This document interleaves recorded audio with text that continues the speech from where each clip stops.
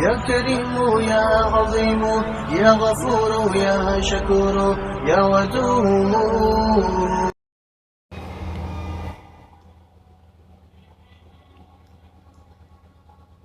سفر معراج النبی صلی اللہ علیہ وآلہ وسلم۔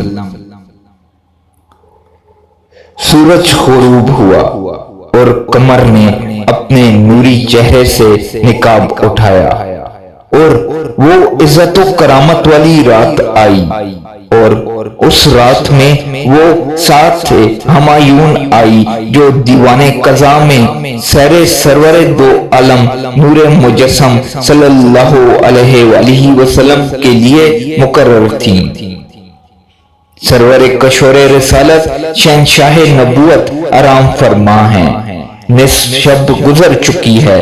عالم پر خاموشی طاری ہے، مگر عالم بالا میں دھومیں مچ رہی ہیں، سماوات پر تشریف آوری سلطان کا غلغلہ بلند ہے، قدسی تمنائے دیدار میں سرشار ہیں، اور پیشگاہ الہی سے احکام خاص کا اجرا ہو رہا ہے۔ وہاں فلک پہ مچیچی دھومیں، ادھر سے انوار ہنستے آئے، ادھر سے نسحات اٹھ رہے تھے۔ یہی سما تھا کہ یکا یک ہوا چلنے سے رکی، کواکب کی گردش ختم ہوئی، رضوان جنت نے جنت کی آئینہ بندی کی، دوزخ بند ہوئی،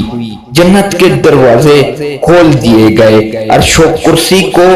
لباس نور پہنایا گیا، میکائیل علیہ السلام نے رزق کی تقسیم بند کی، اسرائیل علیہ السلام نے قبض ارواح سے منہ موڑا، اور حوران ماجبین ہاتھوں میں طبق